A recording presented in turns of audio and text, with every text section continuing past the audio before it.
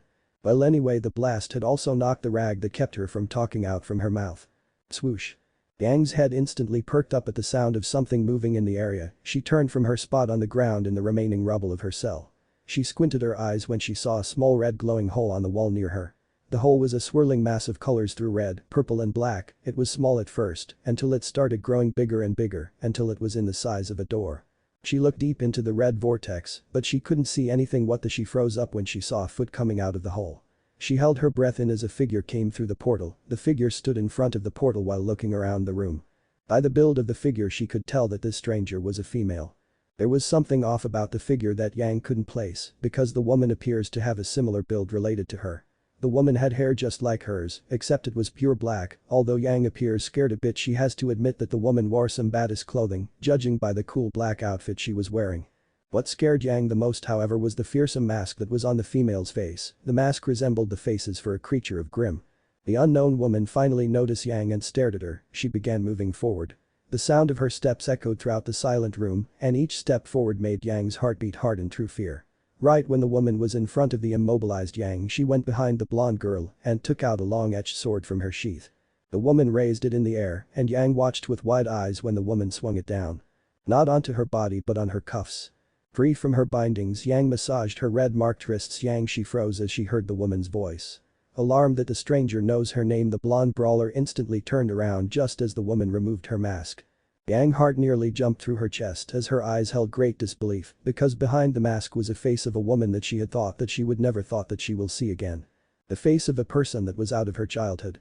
The face of a person that she had been searching for a long time. And the face of a person that could only resemble hers. Mother, Yang gasped. She had a lot of emotions and questions coming straight into her mind, but before she could voice her thoughts, her mother Raven held a finger to her lips. Yang, I know you have a lot of questions, but first I need you to do something for me. Could you do that, Yang? Could you help me? Raven asked with a serious expression on her face as she bent down right next to her daughter. Yang just nodded instantly as if in a slow trance. The Raven muttered, but first I need you to. Jace glared at the figure of Crow, even as the shadow hunter was clashing blades with Pop's Jace.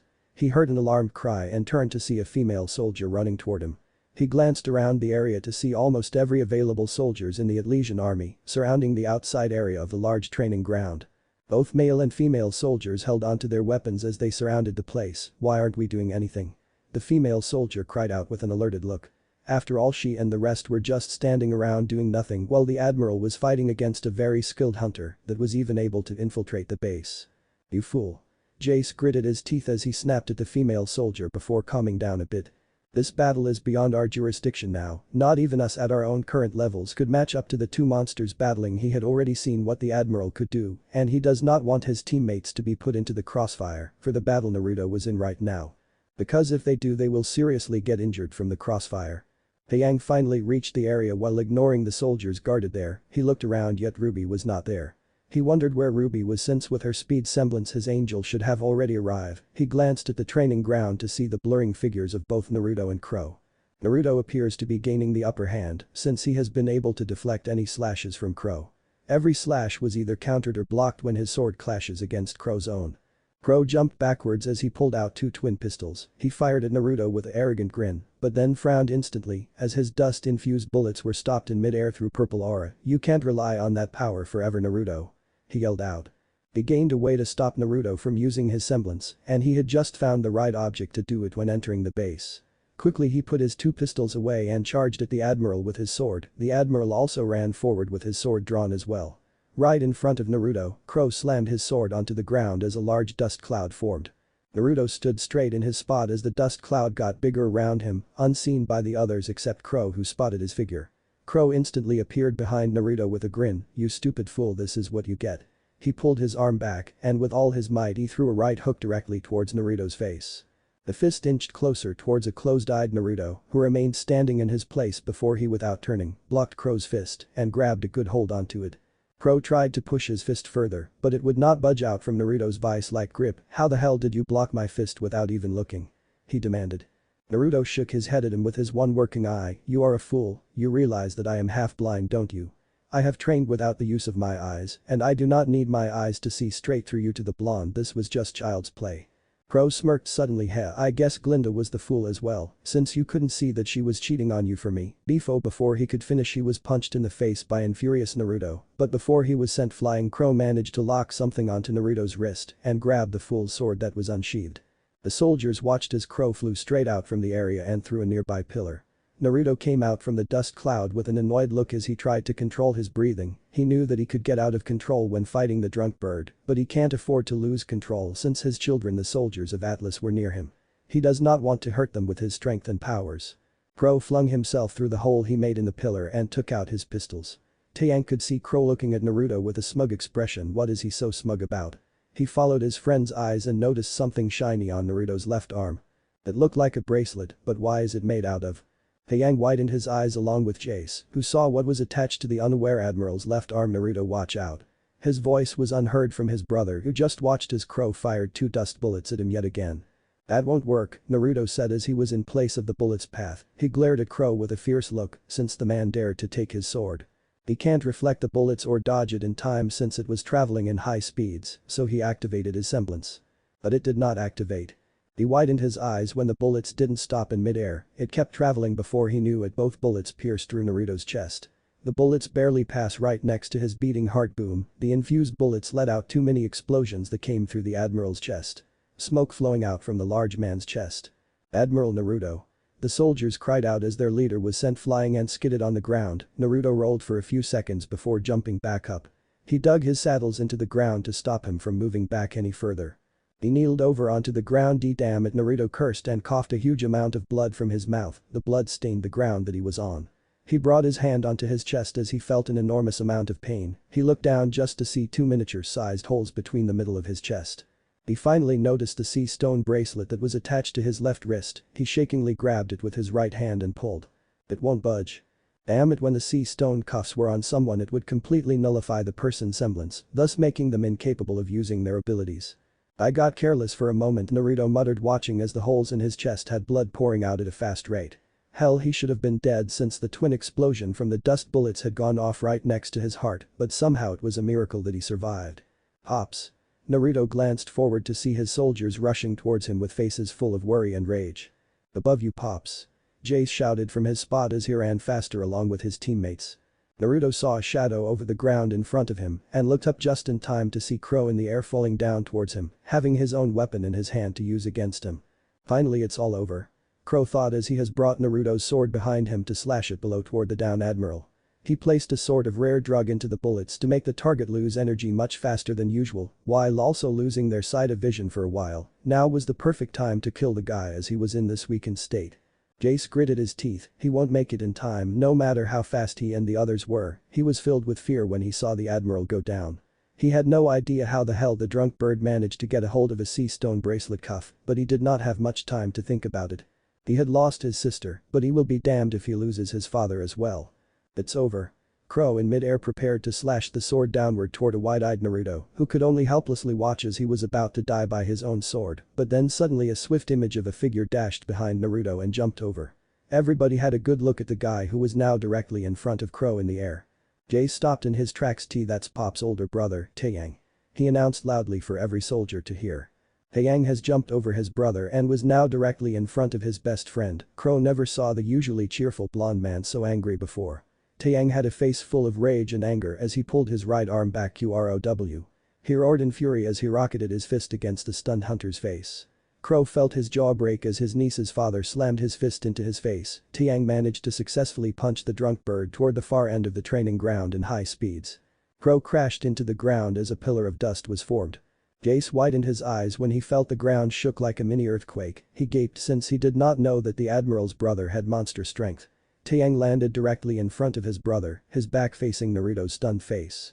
The man was silent as he stared at Naruto's sword that Crow let go of before tossing it over to his downed brother. His brother swiftly grabbed onto his sword before sheathing it back in its wooden case. Damn it, Taeyang. Why did you interfere? Everybody turned to Crow, who stumbled out from his place. They widened their eyes when they saw the large crater that the hunter was just in. Crow stared angrily at Taeyang with a scowl, as his best friend just stared straight back with gritted teeth. Taeyang did not move, even as his bleeding brother behind him called out to him. Without turning around, Taeyang took a deep breath and began talking. Naruto, I'm sorry. Everyone blinked, including Crow, who stared with a raised eyebrow. I'm an older brother, yet you were the one always protecting me and getting hurt because of it. Taeyang stood as his hair flown in the wind, shining brightly. His posture was straight like a man who was willing to fight to protect something to the death. I am a failure as an older brother. I always let you do the hard work. I watched as my best friend always belittled you, yet I did nothing to stop him. You were always there for me, even when I was not always there for you. He bent down into a fighting stance and narrowed his eyes at an unpleasant Crow. Hear this out, Crow. If you want to kill my brother, then you have to go through me first. Taeyang's declaration was heard not only in the training grounds, but also far into the city of Atlas and beyond. The soldiers and Naruto watched in awe as they saw not only a brave man in front of them, but an older brother who was willing to fight for his family. This is about Amber, isn't it, Crow? Taeyang growled while the other soldiers grew confused. Who was Amber?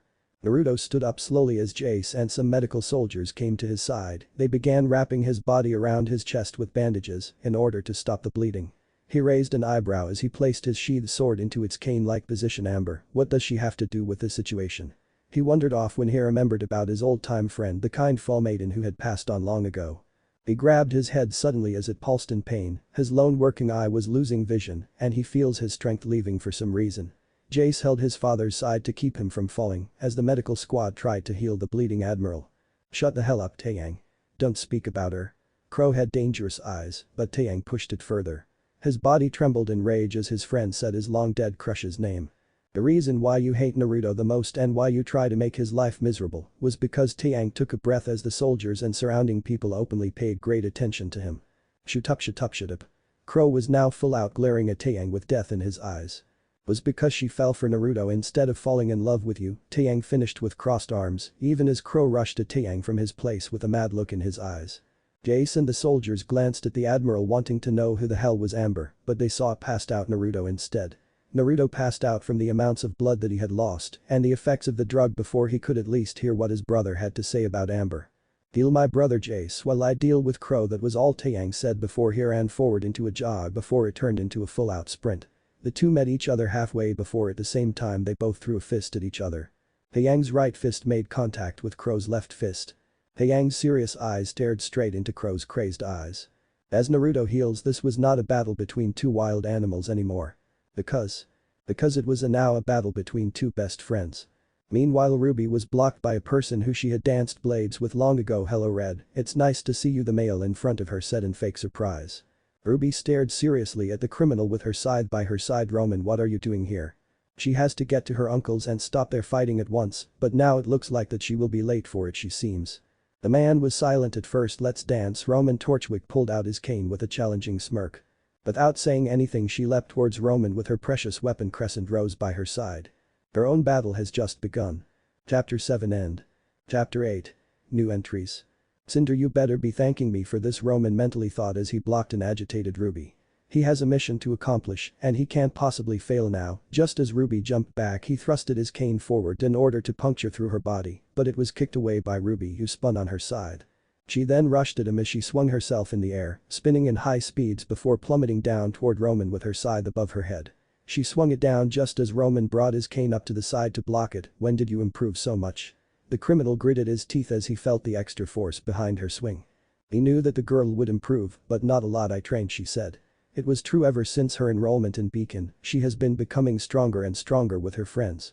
Roman grabbed both ends of his case and pushed with enough force to send RWBY into the air, quickly shifting his cane into its cannon mode. He shot a dust bullet at RWBY. RWBY noticed the bullet coming straight at her, had grabbed the handle of Crescent Rose and swung to the side, effectively knocking the bullet into a nearby building as an explosion occurred. RWBY flinched at the explosion as she landed back onto the ground. I hope nobody was in there, she chuckled nervously. Roman watched as the side of the building that his bullet was knocked into crumbled down onto the ground. You improved a lot. RWBY was very impressed with her performance so far. The little girl that he fought before had truly grown in new heights. That was cool. Both RWBY and Roman instantly perked up at the sound of a sudden voice. At once they both look off in the direction where the voice came from to see a figure's glowing pair of blue eyes in the darkness of the alley. The figure was silently as a tiny flame appeared in the darkness. Roman sniffed as a familiar scent flooded his nose. Smoke. He watched as a dark heavy cloud of grey smoke came from the alleyway. He narrowed his eyes at the figure. He knows that she was smoking just like him, but something was off with the smoke that was coming from her. His smoke that was produced from his cigarette was light, while her smoke appears to be much more heavier than regular smoke. RWBY held her weapon to her side in a defensive position behind her. She already has her hands full with Roman, and if the figure in the alley appears to be his ally, then she might have to escape. She could barely handle Roman, so she knew that she couldn't handle two people at the same time. Hey Red. RWBY looked over at Roman, who just glanced at her with suspicion in his eyes. You didn't bring anyone else with you? RWBY blinked as she processed his question before pointing at the shadow of the figure who appears to be smoking in the alley. You mean she isn't with you? Her answer was a shrug and a shake on the head from him. At one hand she was happy that this mysterious figure was not on his side, while on the other, she was still cautious, since this stranger could be against her as well. Hey you red-haired girl. RWBY and Roman turned in sync as the figure stepped out from the darkness. RWBY finally got a good look at the figure. Meanwhile Roman was in a whole new world once he got a good view on the woman. His jaw went slack as his eyes were wide. He accidentally let go of his cane in shock at the appearance of the woman before him. A huge blush was on his face as his eyes lingered all over the woman's form. The figure was a tall woman with fair princess-like skin. She has the most captivating blue eyes that radiated brighter than the sky. For clothing she was wearing a tight with low-cut shirt that displays her cleavage as it hugged around her body, showing off her womanly curves. She wore puffy black pants with a matching pair of black boots. She also wore a grey jacket that was adorned with green feathers at the collar region. I am Samui. Samui introduced herself with a flip of her shining hair as her eyes were directly on the red-haired girl in front of her. Roman shivered as the woman's face appeared so stoic and bored, yet it has a look of beauty with a dash of elegance in it. The sight of her made his legs weak, and when he looks up closely, he could see her luscious pink lips lightly biting down on the cigarette that she was smoking on. The grey and heavy smoke seemed to float around her body, as if giving her an appearance of a princess trapped within a foggy mist that was desperately trying to find her way out of. Roman gulped as he pulled on the collar of his suit. Was it him or did it just got hot in here? He just could not help but stare at the beautiful maiden in front of him. Great she was practically the most beautiful woman that he had ever came across in the city of Value High. He awkwardly waved, blushing like a boy who was going to confess to his crush. Samui raised an eyebrow at him as she finally noticed the man's sup. She nodded in his direction. She then blinked because she was sure that she saw an animation of a hard arrow piercing through the blushing man's chest. Roman stumbled back as he leaned against a nearby wall while holding onto his chest tightly with his left hand. He tried to control his breathing. It's just too much. RWBY blankly stared at him with a confused expression. Slightly worried for the blushing man, she cautiously walked up to him, picking up his cane that he dropped on the way she stood in front of the trembling man. Roman, are you okay? She softly asked. He may be a bad guy, but she still cares for her opponents. She placed his cane in his hand as Roman stood off the wall in a shaking fashion. RWBY watched as the criminal was trying to get his bearings back. He finally managed to stand up straight. He glanced at RWBY with appreciation before turning back to Samui. Thunk. He fell back on the ground with a dreamy expression on his face. Samui stood in front of the group before she started walking closer. RWBY watched as the blonde bent down on the ground with her face directly hovering over Roman, who was still having a silly look on his face. The stranger was examining his face before gaining a dark look in her eyes.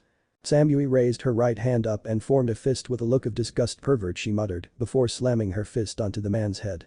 White poundo. RWBY didn't have enough time to block herself, just as a large pillar of smoke erupted from the place. The sudden blast of dense smoke pushed her back at a good distance. RWBY activated her semblance before running away from the stranger. Sorry Roman, she prayed for the unfortunate man who just had to be caught off in that grey explosion. Where do you think you're going? A voice asked behind her.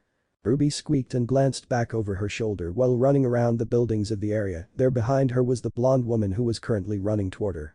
The red-haired girl caught a glimpse of grey smoke trails flowing out from the stranger. RWBY gained a tick mark at seeing the bored look on the woman's face. How could you run normally with that expression? She yelled out comically before picking up more speed. Samui watched as the Little Red Riding Hood started running even faster, rose petals flowing out from her body. This is quite interesting, so this is Naruto's niece, she muttered. The sound of something in the air caught her attention. She looked up just to see a small crafted bullhead flying fast in the main direction of the middle part of the base. She then narrowed her eyes at the far end of the area that she was in when she saw a hidden cloaked figure aiming a huge bazooka at the incoming bullhead. The figure fired as the passing bullhead was hit on the side, it kept spinning in the air as its main side was blown off before crashing somewhere on the ground. The figure for a second turned in the direction of Samui.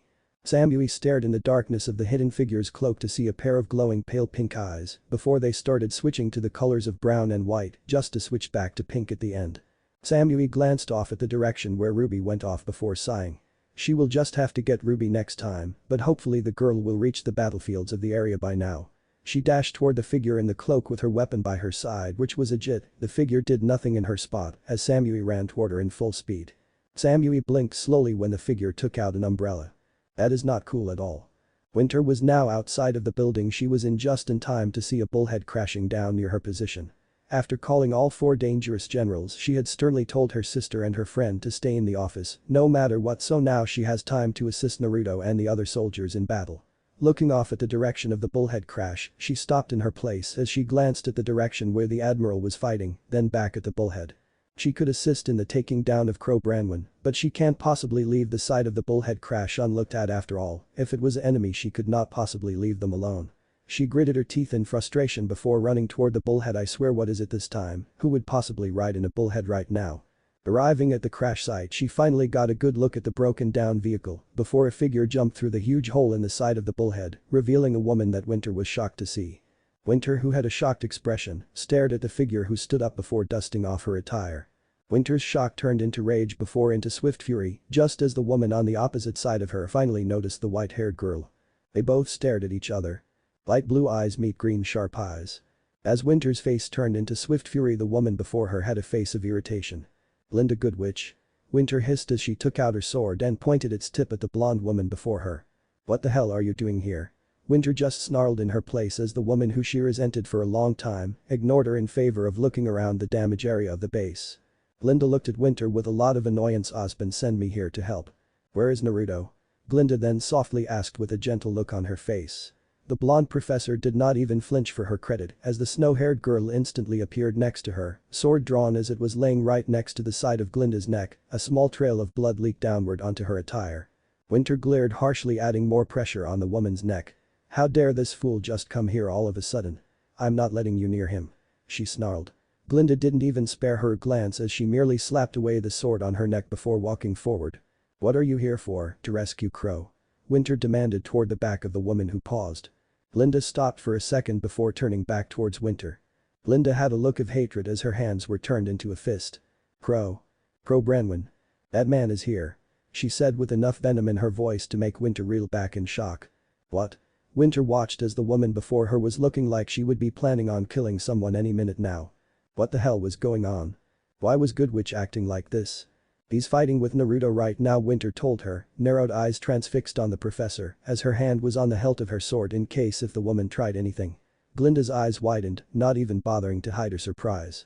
She had a look of worry before she turned and started running toward the direction where she could hear the sounds of explosions coming off from.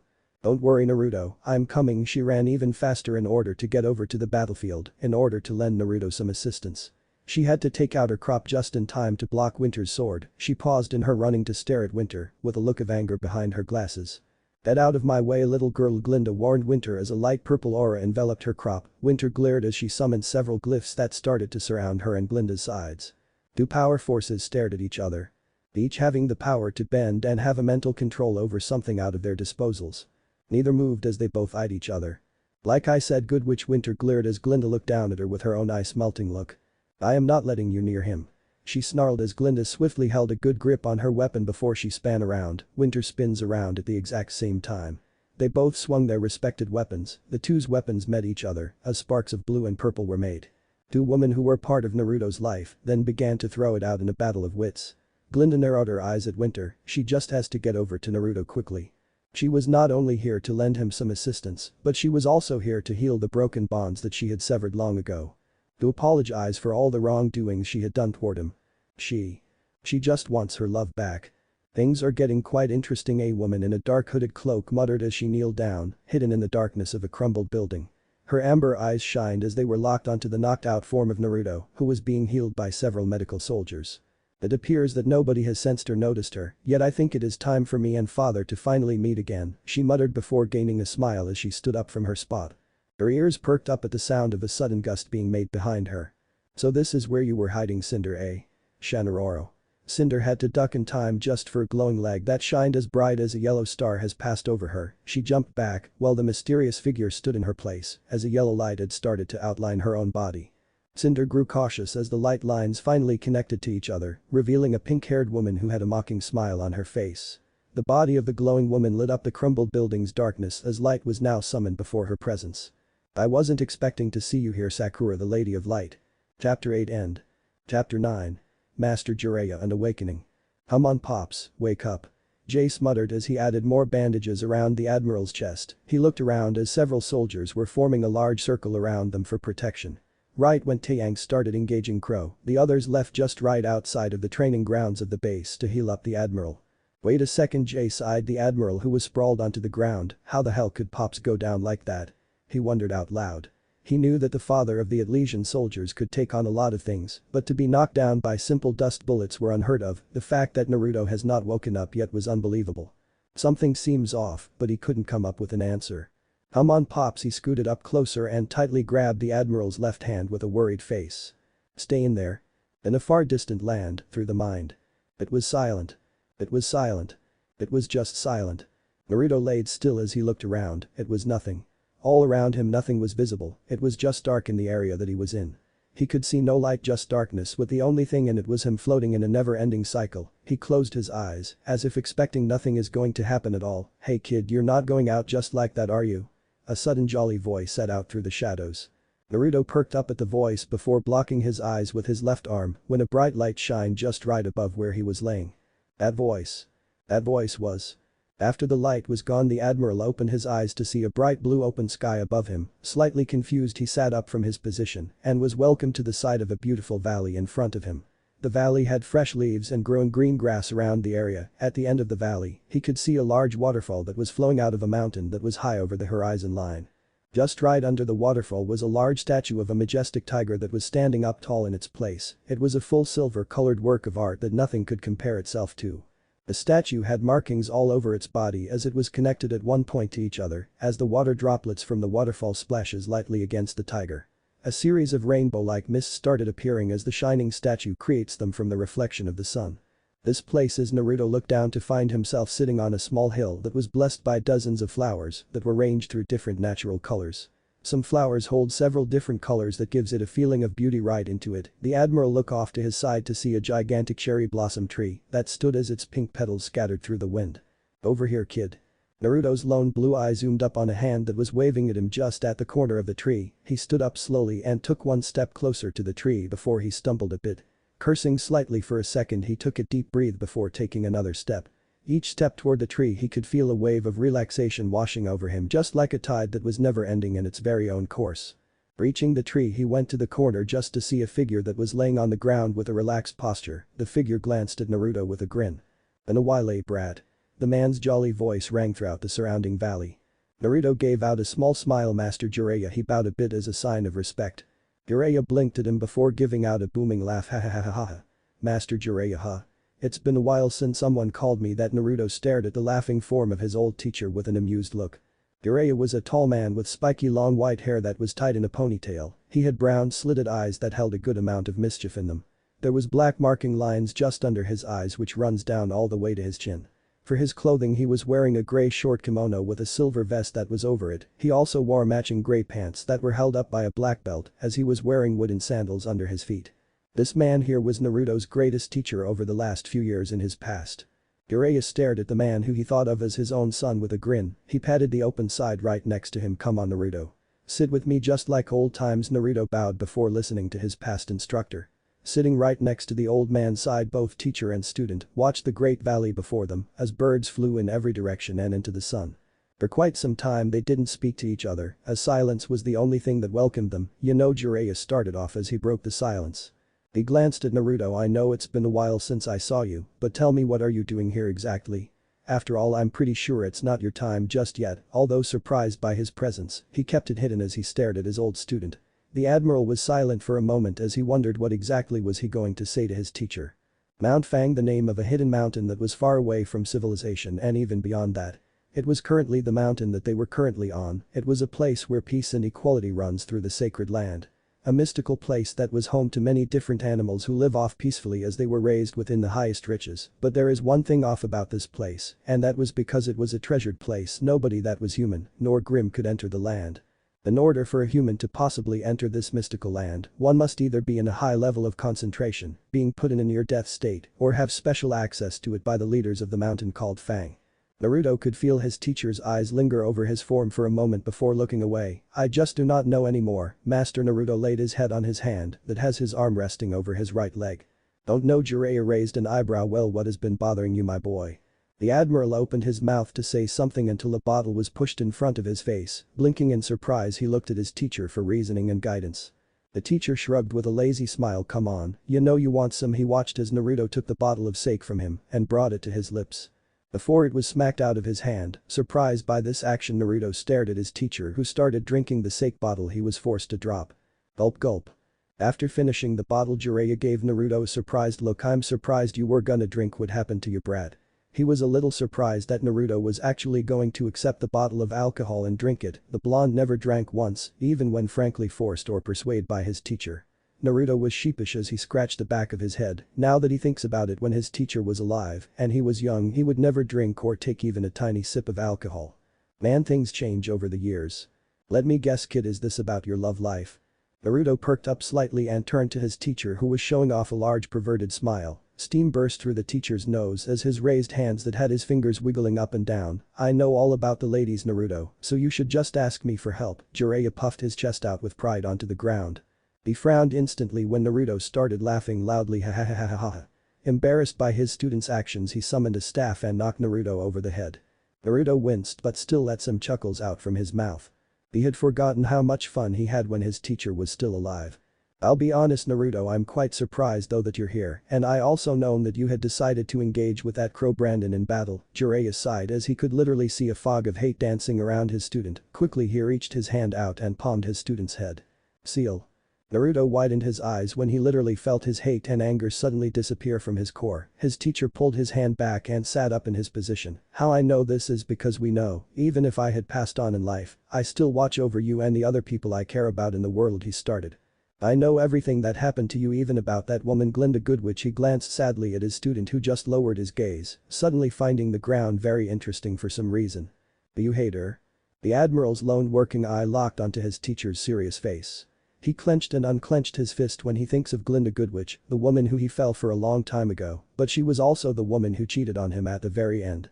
He gave his heart out to her, and all she does was throw it away. She helped Crow in the physical assault against him.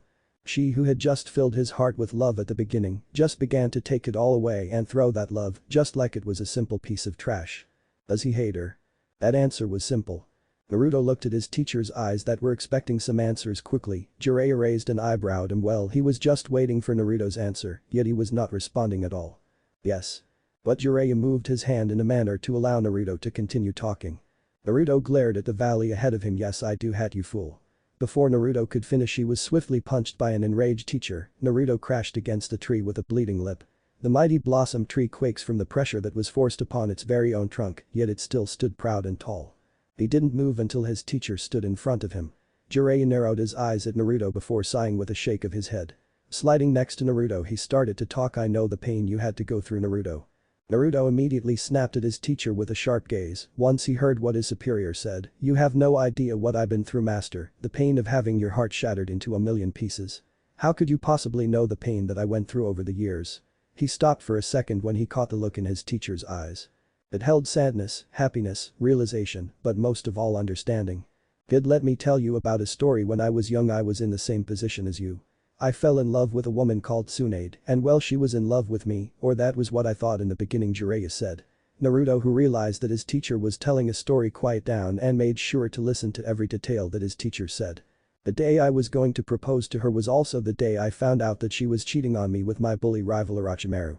I was killed inside out, and she did not regret a thing until she finally realized the wrongdoings of her actions, and she came to me a few months later showing nothing but grief with sorrow, crying her eyes out on how sorry she was for cheating on me. She then asked me if I would find it in my heart to forgive her to start all over again as a new pair, and you know what I said. Jiraiya then turned to Naruto, whose eyes widened when he saw the most biggest smile that ever appeared on the old man's face. I forgave her. His wild untamed hair flown through a gust of wind that was blown in the land. I may have disliked her for her actions, but I couldn't truly hate her. You know why, Naruto? Well, it's because I love her. Although the story was short, Naruto could feel that his teacher was satisfied with the results at the end. Naruto bit his lips at his story that made him rethink his decisions. Does he truly hate Glinda, or is it something else? So many questions that has very limited answers. I'm not telling you to forgive her fully yet, but why don't you just give her a chance? His teacher offered. A chance? Could it really be that simple? Naruto got out from his musings when he was flicked on the head. Grumbling slightly, he stared at Jiraiya, who now sported a twitching eye. By the way, boy, how could you possibly be beaten by 2 poison dust bullets? You survived from a lot of other dangerous things like cannons, spears, swords, hell, not even a bazooka could stop you and take you down, yet here you are taken down by dust bullets. The old man spread his arms out as he emphasized the great mystical area that they were in. Naruto blinked when he heard the word poison. The bullets were poisoned? He asked in disbelief. Yup, it appears the crow was most likely predicting that he would need more than firearms to take you out, so he drugged them, plus with that sea stone cuff on your wrist, you were drained of quite a lot of energy, Jiraiya confirmed, but gained an irritated look. Seriously, even if it was poisoned, how could you possibly lose and dying? Come on, I taught you better than this. After all, you're a sage, aren't you? Just like me. It was true that Naruto was a sage just like his teacher. Jiraiya brought Naruto to this place when he used acupuncture needles to send him in a mild non-temporary death state. He, along with other residential animals including tigers, taught Naruto the ways of a sage and how to perfect his aura carefully into its fullest potential. While he, Jiraiya the gallant, chose to be a sage of the wolves, Naruto decided to be the sage of one of the most fiercest animals of the land, which were the tigers. The tiger and wolf clans were allies, so Jiraiya was able to introduce Naruto to the other group. Of course, Naruto could become a sage under any different animal that he wanted, but he chose the tiger clan because it was not only fierce in strength, but it was also loyal to family. The tiger, eh? Naruto looked down at his palms before he blinked when his hand started blurring out of existence. He was not the only one who noticed, since Jiraiya had also took notice of the effect that was occurring over his student. He gained a grin. Hey, I knew you were too young and strong to die early yet, brat.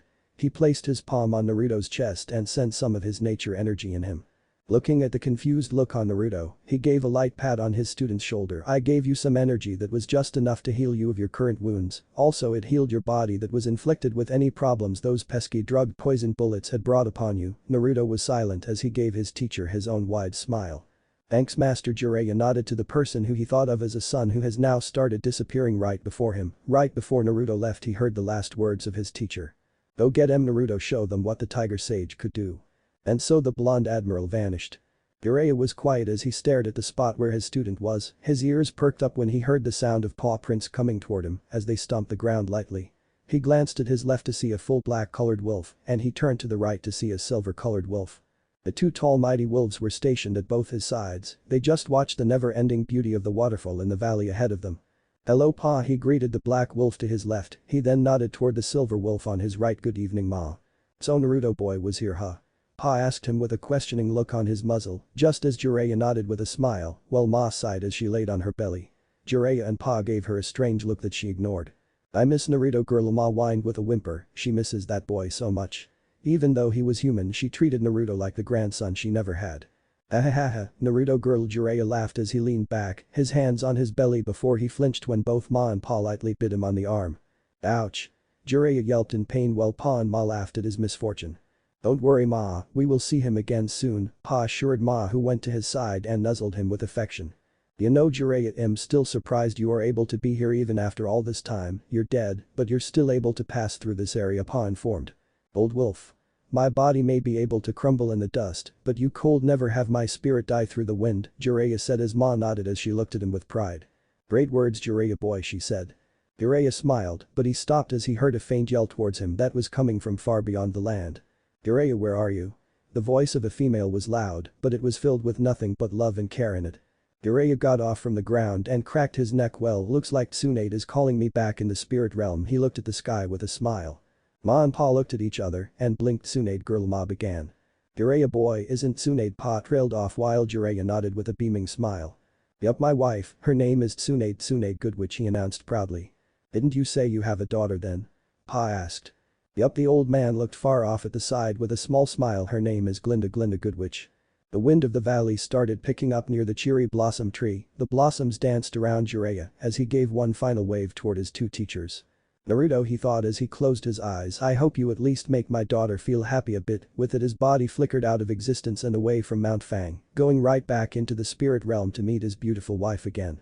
Jace and the other Sodders stopped what they were doing as they saw white light outline their father's body. The light shined, even as it reached over the sea stone bracelet that was placed on Naruto's arm. The sea stone cracked for a moment before it fully transformed into dust right before their eyes. But the Jace muttered before the admiral's eyes suddenly snapped open. The other soldiers gasped because instead of seeing one blue eye they saw a pair instead. The eye that was said by the doctor that it will be blinded forever was now glowing full blue in its color. No longer blind was their leader as he could now see with both his fresh new eyes.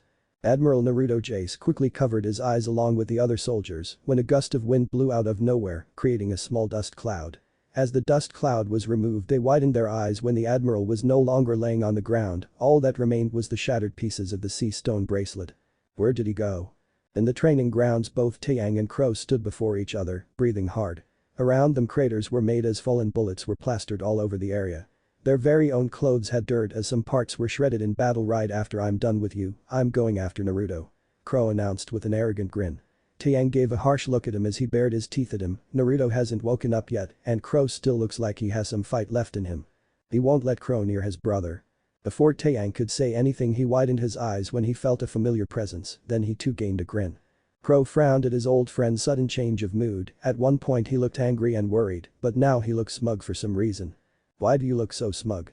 Crow demanded as he raised his fist toward the blonde. Taeyang shook his head at Crow before mouthing a few words. Crow, who could read lips, narrowed his eyes as he read what Taeyang mouthed slowly. He is here. Crow read slowly before he tensed up when he felt a presence behind him. He heard a voice that whispered gently in his ear, you know Crow, I really don't like arrogant people. He quickly turned around to look at the person, but the figure was too fast as he grabbed Crow's left arm and delivered a shattering kick to his shoulder. A gray eye. Crow yelled out in pain as he was sent flying into the air as blood started flowing out from his body. Landing onto the ground harshly, he coughed a huge amount of blood. He tried to move his left arm, but for some reason he couldn't. He took one look at his left arm just to pale when he was greeted to a bleeding stump instead. It has seemed that his left arm was dislocated as it was blown off from the devastating kick. In a shaking manner, he held his rapidly bleeding stump where his left arm used to be as he glared at the spot where he was originally at Naruto. He growled as he could see the admiral standing there without a care in the world. His eyes narrowed onto the object that was in the blonde's right hand, which was his bleeding severed part that was his left arm.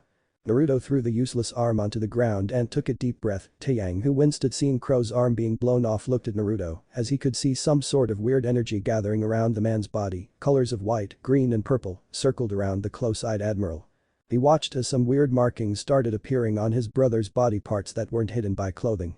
First, black and silver markings started appearing on his brother's face. It went around his eyes and went straight down.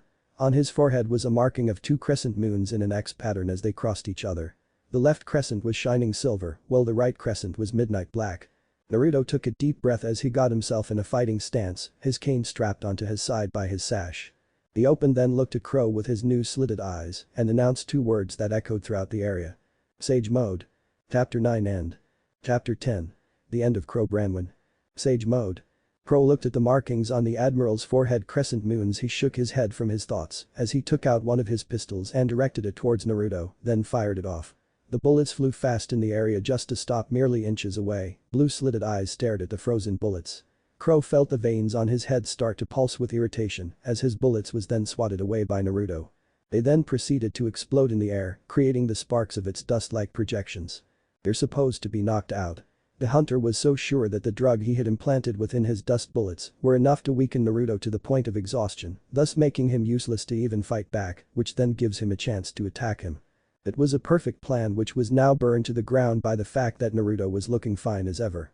Hell, he looks to be healed because the current wounds that Naruto had disappeared from the torn parts of the admiral's cloak. Crow could see that the two holes he made into the body were fixed, leaving just an extra set of healthy skin. It was like he never even hit Naruto to begin with. Naruto looked at Crow with those calm yet frozen blue eyes, his slits making him look even more ferocious. Brother, he glanced at his brother. Taeyang cracked his neck before walking towards his brother. Bro, Taeyang closed his eyes remembering back in his days when he first met Crow. Taeyang, let's be great friends. Then there was the time when they became a team. Hey Crow, we're going to be the best team all in Remnant. And also the time when they graduated together. We did it, you blonde friend of mine. We're hunters. When Yang was born. You know Taeyang, I'm gonna be a great uncle, ha ha ha ha. When he first got RWBY. Congratulations, you got yourself another kid. The time when summer had passed on. I'll always be there for you Taeyang, so don't cry, especially when you have my own shoulder to lay on. All the memories of Crow being there for him and his family flashed through his mind through just seconds. He was his partner, Yang's and RWBY's uncle and his best friend. But Taeyang finally reached to Naruto's side, standing by his side. His eyes looking on towards Crow with a burning amount of determination in them. Even though it might not show, there was a bit of pain and sorrow peeking in the usually jolly blonde man's heart, but he still kept his ground. It was time for him to be by his brother's side this time. Would you lend me your assistance? Naruto asked slowly toward his older brother. Even though he hates Crow a lot, he knew that the bastard was his brother's best friend. So he knew that Taeyang would probably be struggling against the idea. Naruto perked up slightly when his brother laid a hand on his shoulder. He looked at Taeyang's face to see a small smile. Of course I will, my brother. The two brothers stood together straight, neither of them had slouched as their posture was tall and strong. Taeyang brought his knuckles out as he bent down slightly. Naruto followed him as he grabbed the handle of his sword, pulling it out of its sheath to show off its shiny blade that reflected the sun's burning lights. I'll fight by your side, Taeyang noted as he glanced over to Naruto. Naruto nodded. Let's go then. Crow was getting real pissed right now. Taeyang was now joining his younger brother in battle. Taeyang, why are you joining his side? Crow yelled out, firing his bullets towards Taeyang, only for them to freeze in a purple cloak of aura. Naruto merely pulled out his sword and held it to his side. Gravity blade, purple wisps of energy gathered around the blade. Because he is my brother. Taeyang roared back as he ran towards his friend. Naruto swung his sword horizontally as the purple energy was launched in the form of a large purple wave of condensed energy flowing tiger. As the gravitational wave roared through the wind in existence, Crow threw his pistol on the ground and took out his sword. The energy wave flew forward in Taeyang's direction. Without looking behind him, the man just lowered his head down, allowing the wave to pass over him. He just kept running after the wave. Crow went to duck too, but his stump pulsed in sudden pain. He had no choice but to jump over it. As the energy wave finally reached him, he jumped in the air. Looking down, he saw the wave disable itself.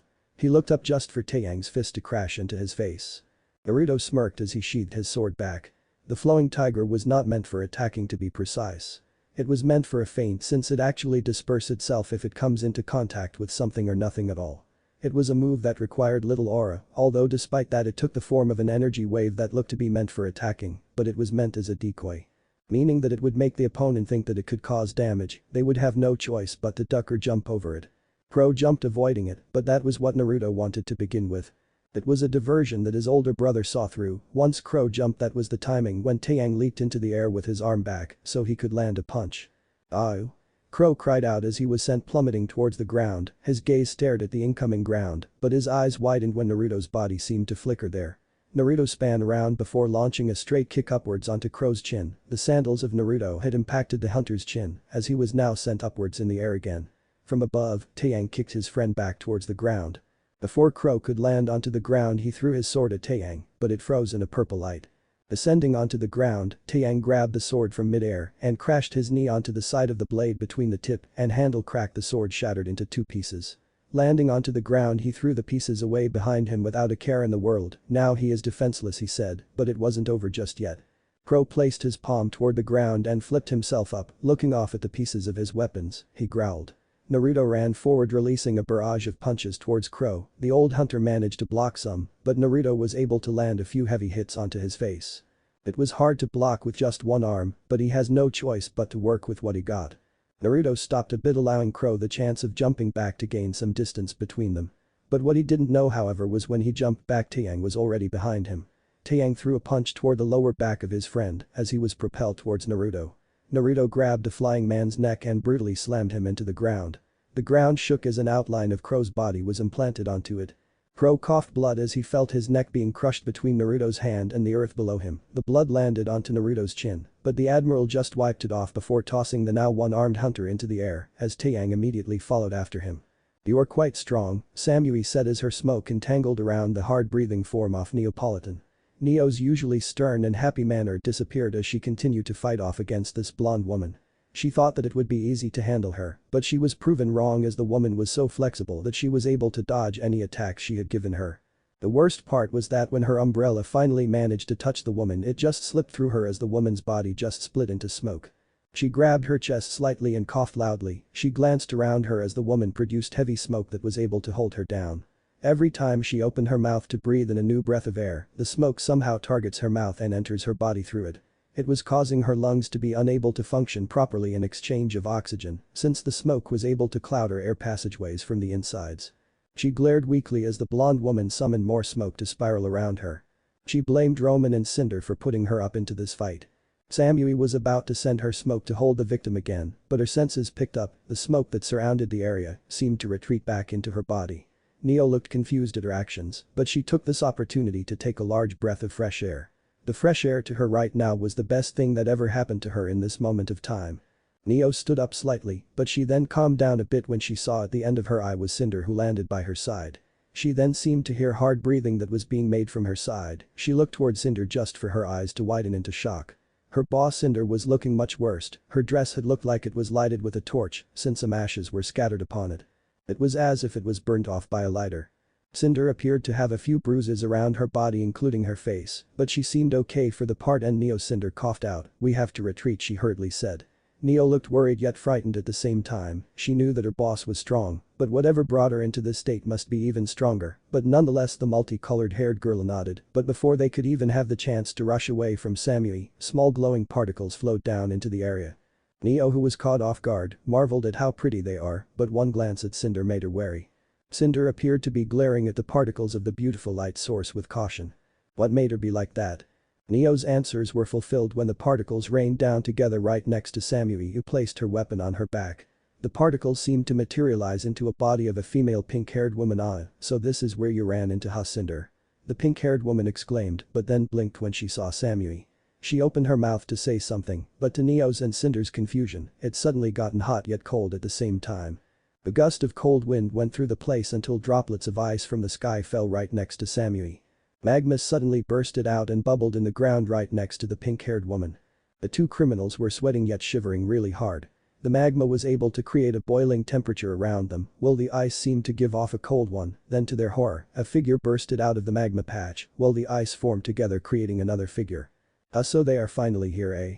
the pink-haired woman asked toward Samui, who nodded. Finally both figures were seen for everyone to see. The figure who came out of the magma pool was a tall woman with dark eyes, as her raven-like hair seemed to ignore the strains of lava onto its form. She was wearing a completely black female suit with red flower patterns that were lined around the clothing as a design. She wore long silken, black pants that also was adorned with small flower patterns. She also wore highly designed dress shoes that were matching the magma around her body. The other figure who came out of the patches of ice was a tall woman with onyx-colored eyes and jet black short lengthened hair. A cold mist seemed to float around her that gave her a snow-like appearance. She was wearing a dark black kimono that had blue stripes coming from the sides. On her head appears to be a sleeping mask to be exact. Her kimono was long enough that it would be shown that it was covering her legs except her feet, that was shown to be in a pair of sandals that appeared to be made out of ice. Satsuki Samui nodded towards the magma woman, then she turned toward the yawning ice woman Shizune. The now-named Shizune yawned as she cutely smoothed down her kimono with her sleeves. She paused to look at the pink-haired woman. "Sakura, is that you?" she asked with a tired voice while Sakura nodded as she placed her bright pink sunglasses on top of her head. The pink-haired woman now known as Sakura was tall as her short pink hair had a glow to it. Just like Satsuki, she was wearing a much more like female business suit. It was in the color of yellow, but had pink stars that glittered around the form. She wore long pink pants in that matter of design that hugged around her legs. Sakura clicked her completely white dress shoes against the ground before looking off at Satsuki and Shizune. "Why were you too late?" Sakura asked with a smile. Satsuki snorted with crossed arms while Shizune yawned, leaning comfortably against Samui's side. "I was busy working at my job," Satsuki replied. "I was sleeping." Shizune cheered out with a smile before snuggling her body right up against the warm body of Samui again. Samui blinked. "Cool, but you guys realized that the enemy snuck away, right?" Sakura looked back at where she had left Cinder just to see the empty places where she and her company were just at. "Oh my," Sakura stated with her smile still on, but she then looked off at the sky for a minute. "Have you guys felt it too?" The others nodded. "Yeah." Naruto entered sage mode, Satsuki muttered as she rubbed her head in annoyance. She, just like the others girls there, knew that Naruto was trained with that special power. It seems that old pervert Jiraiya was at least useful to provide Naruto with the teachings of that self-engaging mode that was able to lend the user some power. "Girls, shall we go to where our little friend is?" It replied Shizune, who got off of Samui. Ice and cold air started enveloping around her. The other girls nodded and without command their elements started enveloping their body. Satsuki's body liquefied into magma before going through the ground. Sakura's body was turned into light particles that started floating away into the sky. Samui's body changed into a smoke cloud as it flew away. Shizune's body, which was now clear of ice, had shattered with its pieces disappearing. The area was now empty with nobody being there. Sun ran quietly through Atlas military ground. For some reason he found himself knocked out at the last place where he saw RWBY and the others. He was embarrassed since the last thing he remembered was Weiss nailing him in his privates. "RWBY." He called out as he saw the red-haired girl running by. Good thing that he saw her, because he honestly didn't have a plan to get the others out when he snuck himself into the base. How did he do it? Well, he was just that badass. RWBY looked over Sun. She cried out happily and hugged him, making sure that her body was smooshed against his, but Sun didn't have time to enjoy it as RWBY quickly let go of him and slapped his face with a worried look. Stunned, he held his cheek and slowly turned to RWBY. "Ow." RWBY then proceeded asking him on where he was this whole time while he blankly looks at her. He stayed quiet as she began her rant until the part where she started getting worried. "Whoa, tell me what happened." Sun then was told by RWBY that her uncle was here and that he was fighting Naruto for some reason. "We have to go." RWBY activated her semblance and grabbed a hold of Sun. She activated her semblance and zoomed her way around the block. Sun had a wild smile on as he started screaming in excitement when the wind pushed up against his face. "Alright guys, it seems that Taeyang and Pops are fighting Crow, so we." Jace paused in the middle of his sentence when a red and yellow blur passed by him. He quickly motioned the others to follow whatever that was, so he and the other soldiers ran into the damaged training ground. Jace watched as he saw the red-haired girl and the yellow-haired hunter in training that he forgot about. RWBY felt her heart drop as she saw the state that her Uncle Crow was in. Crow was bleeding badly as he held onto his stump. He had slashes and bruises that were either created by punches or kicks. He almost looked like he was going to faint any second now as he was barely breathing easily. Her father and her uncle Naruto stood at the opposing side of Crow, getting ready to release another assault at him. Before they charged, however, RWBY ran quickly between them in the middle of the line that separates both Crow and her father, plus her other uncle. "Wait." She held her arms to the side while facing in the direction of her father. "RWBY." Taeyang yelled out in shock while Naruto scrunched his eyes slightly. He wasn't expecting his brother's daughter to be out here of all times. "Why are you guys hurting Uncle Crow?" RWBY yelled with tears developing in her eyes. She sniffed as she looked at her father, who grew soft eyes that immediately became steel afterwards. But before he could say anything, Crow roared at her. "RWBY, get out of the way so I can kill those two." RWBY felt her face growing into shock as her uncle just told her that he was planning on killing both her father and her other uncle. What? She doesn't understand what's going on at all. He and her father are best friends, yet they are fighting to the death. For what reason? Crow, who was too consumed in his rage, pulled out his last pistol, the one that wasn't destroyed yet. He was so filled with such rage that the only thing that was in his mind right now was killing Naruto and that backstabbing friend of his. "RWBY, get out of the way." Naruto yelled out as he drew his sword, but RWBY stubbornly shook her head. "Geez, what is RWBY doing?" Sun muttered to himself as he was watching at the far entrance of the area with the other soldiers of Atlas. Jace and the others held their breath in as they watched the spectacle in front of them. They turned when they heard two landings going on behind them. Jace widened his eyes since he was seeing not just Winter, but also Glinda Goodwitch as well. They both looked rough up as they both glared at each other. "We'll finish this later," Winter growled as she faced forward. Glinda merely tilted her glasses up as she turned forward, as well before to her shock was Naruto. She was shocked yet happy to see him there, but what got her in her mind now was the fact that one of her students was standing out there between the crossfire area. Crow growled as RWBY won't move, but then he got a sadistic smile when remembering that his bullets could go through past objects and keep going. If he could get his bullets past RWBY, then they were surely hit the two blondes. "RWBY." RWBY turned towards Crow, who lifted his gun at her. Her eyes widened in horror as well as everyone in the area. "Damn it." Naruto cursed as he enveloped his sword in his aura. He couldn't believe that Crow was willing to shoot through RWBY just to get to him. Taeyang also had a look of horror on his face before he ran towards RWBY as fast as he could. "RWBY." "Red hair. Girl, get out of the way. Don't just stand there." "Holy crap, he really is going to shoot her," Sun muttered with wide eyes before taking out his staff and running towards them. "Don't move," Crow muttered with his finger on the trigger.